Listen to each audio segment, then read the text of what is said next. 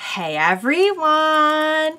Welcome back. I am back today with more RWBY and something a little bit different for you guys today. We're going to be checking out the World of Remnant episodes, which I've heard a lot about and I'm very excited to check out. So if you're joining me early today, you already know what it means. It means you are one of my awesome patrons. Thank you so much, and as always, I'm sending up those big old hugs right through that screen. And if not, still thank you for joining me today. I'm really glad you're here. I do hope you'll consider supporting me that way. The link to my Patreon is going to be in the description down below.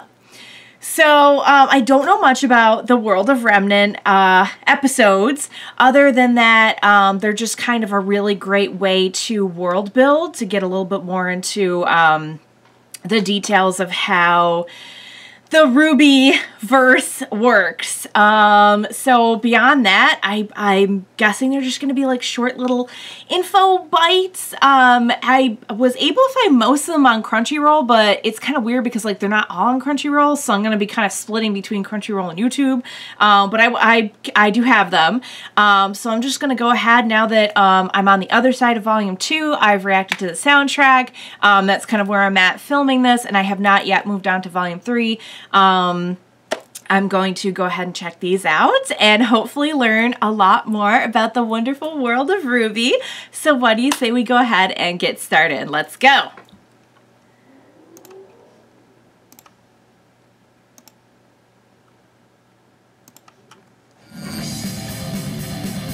This one is called Dust. This is the first one. Cool.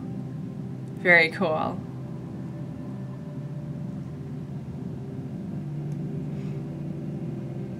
Dust. By definition, it is a naturally occurring energy propellant that can be triggered by the aura of humans and faunas. Okay. But in reality, it is much, much more. Really? Found in 4 basic forms, dust can be combined, both artificially and naturally, to form new, stronger types, each with unique properties. Oh. Since its discovery, man has concocted a multitude of ways in which to harness the powers of these mysterious crystals. Okay. From airships to androids, dust has made its way into practically every facet of technology. Got it. Some prefer to use dust in its raw form, elegant yet destructive. Ooh! Those who choose to wield dust in this state must possess a certain... No, it's gonna buffer! I'm so sorry. Okay guys, I was having some problems with buffering. I'm really sorry about that. I decided to just go ahead and check them out on YouTube, since I have to see a few of them on YouTube anyway, because Crunchyroll did not have all of them. So let's jump back in. Sorry for the interruptions. Certain level of discipline to ensure that their resulting powers do not break free from their control. Okay. Dust ammunition serves as a more practical application in today's modern society. With the technological advancements in weapon design, warriors need simply choose the right cartridge for the job and pull the trigger. Oh. Okay. While this has become the standard method of use, it is not uncommon to find individuals still practicing more archaic forms of dust manipulation. Interesting. Such as weaving it into clothing, or even fusing it directly with their own bodies. Oh! Ooh, that seems dangerous. That seems dangerous. That seems dangerous. Despite working, fighting, and even turning a profit with it. Oh, is that humanity has still yet to understand how dust came to be. And more importantly, how their involvement with dust will ultimately change the world of Remnant. Hey everyone, thanks for watching. Oh, okay. You should all... Cool. I'll get the next one started. Okay, really quick before we move into the next one. That was a really good look at kind of what is dust, but still leaving this mystery of like nobody really understands its origins, which I think is pretty interesting. But using dust and like humans interactions and faunus interaction with dust is going to eventually have a very big impact on everything. And I think they had probably shown, like, I know they've shown dust throughout the series, and I'm sure they had shown, like, the way it's used for, like, engineering and scientific applications, you know, military applications, but it was kind of cool to have it all outlined there. I was very scared when they mentioned that people confuse it with their own bodies. The way that people fuse it with clothing kind of made sense because I feel like Cinder looks like her clothing is like very like glowy and everything. So maybe that's what does it. But the like putting it, gutting yourself with it seems very dangerous. So, okay, we're going to move on to the next one now, which is kingdoms. Let's go.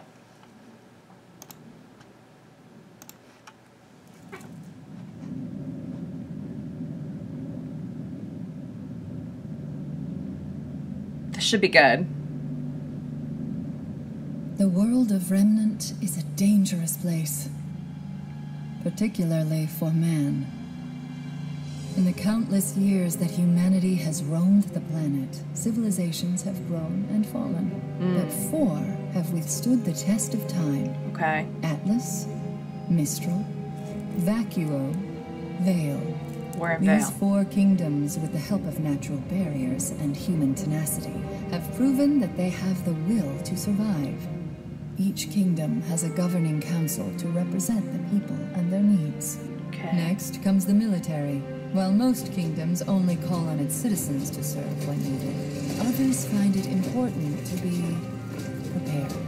There are still those who choose to venture outside the walls of the kingdoms. Roaming nomads and small villages are not uncommon, yet neither is their tendency to disappear overnight.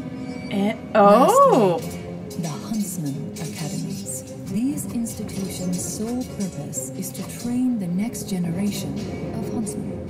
The next generation of defenders that will live and die to protect the lifestyle that they've become so accustomed to. Okay. Yes, the world of Remnant is indeed a dangerous place, but the 4 kingdoms stand as beacons of hope, as safe havens from the darkness that surrounds them. They are the key to mankind's survival, as long as they stand united. Oh. Thanks for watching. All right. That was really good because we've heard them throw around the phrases like Vale and Atlas, and we know that like the festival is bringing people from all the different kingdoms and everything. But it was nice to kind of have them outlined a little bit. Also, kind of interesting that when you really think about it, all we ever see, like occasionally we'll go out to like the forest to train and everything, but all we ever really see is like the built up kind of like, you know, normal to us looking parts of the kingdoms.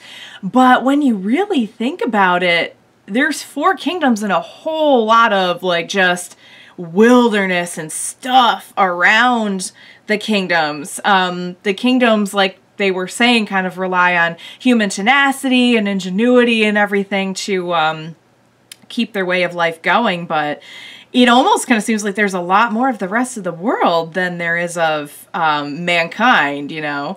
And you know, it reminds me of this line that I heard in the song. I don't think this is really a spoiler because it's in the song. If you have not seen all of Volume 2 and you prefer to not listen to the whole soundtrack before you do that, then just kind of turn away at this point.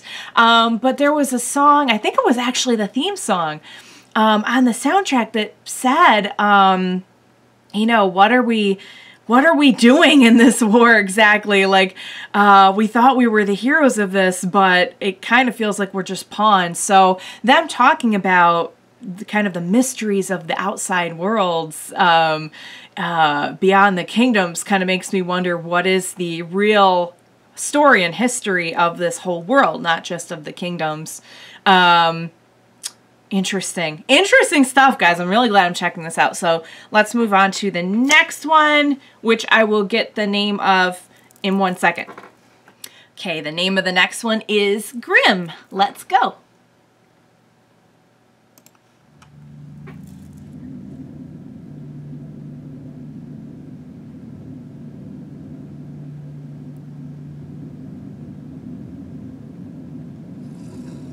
Ooh. The creatures of Grimm.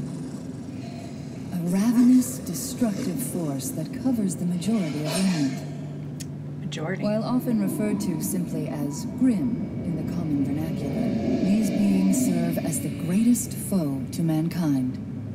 For as long as humanity can recall walking the surface of Remnant, so do they remember this wicked force. Oh! So they've like always Many been there? ancient cultures believed the creatures of Grimm to be animals possessed by evil spirits, or perhaps the spirits of tortured animals themselves. Oh. However, further study, as well as the discovery of newer, more horrific forms of Grimm, does not support this hypothesis. Okay. With new creatures discovered every day, scientists perpetually find themselves with more questions than answers. Interesting. While very little is known of their origin, some key facts have been observed in the wild. First and foremost, the Grimm exclusively attack humans and their creations. While occasional skirmishes between wildlife and Grimm have occurred, these instances appear to be based on territorial provocations rather than a need for sustenance. Okay. Alright. So they don't naturally go after The animals. common belief is that the Grimm are not obligated to feed. They choose to. What is perhaps even more unsettling is the basis of their attraction. The creatures of Grimm are lured towards negative emotion. Yep. We learned that. Ooh! In the rare instances when villages are capable of defending against a wave of Grimm, their survival is not guaranteed, as widespread panic will only lead to more attacks. More attraction, Little else is known about the creatures of Grimm. Keeping them in captivity has proven to be an understandably difficult task, Yeah, as the creatures for tend real. to either die or kill those who imprisoned them in the first place. To further complicate study, the corpse of a Grimm will only remain for a short period of time before completely evaporating. Yes. Those who hunt the beasts for sport find this particularly upsetting. That looks like but our manage to get teacher. by with cheap taxidermic recreations and bombastic storytelling. It's definitely our Although teacher. the creatures of Grimm appear mindless, more delicate observation has proven contradictory. That's right. We learned that. It has been noted that while younger Grimm tend to be more reckless, older Grimm, who have managed to survive their battles, have the tendency to learn from their experience and will exercise caution in the future. This perverse form of self-preservation allows the creatures to become more effective killers. That music, though, And that in they're the playing. end, killing is all that matters. Grim. No pun intended. A grim outlook on the Grimm. I love it. Oh. All right. So the Grimm may be the most mysterious things about this world because we know they're attracted to negativity. They're soulless and kind of mindless, but not. Like, they can learn. The ones that have been around a while, are capable of learning, which kind of presents, obviously, a very scary concept that they can adapt to the world around them more sufficiently, but also, like, they are intelligent. So, like, are they life? It doesn't seem like they're really alive. I mean, they exist, but we don't, just kind of feels like they're these ethereal, like they're not animals, they're not quite demons, they're kind of like somewhere in between.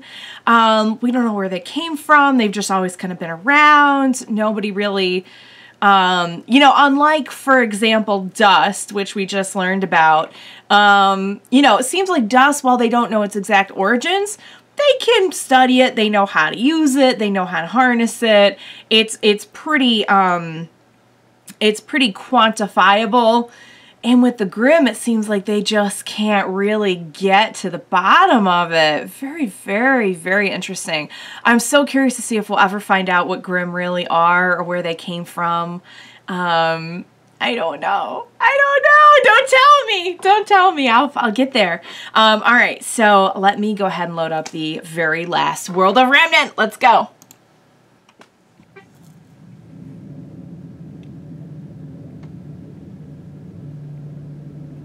This should be good. I'm dying to know more. Oops. Huntsmen are widely regarded as the world's greatest warriors. While skilled in a wide variety of weaponry and hand-to-hand combat, these champions are also masters of a much greater power. Hey, I know them.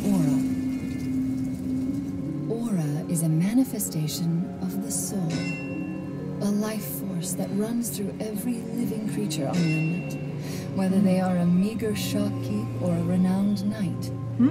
However, what sets true warriors apart from all others is their ability to amplify and control their aura.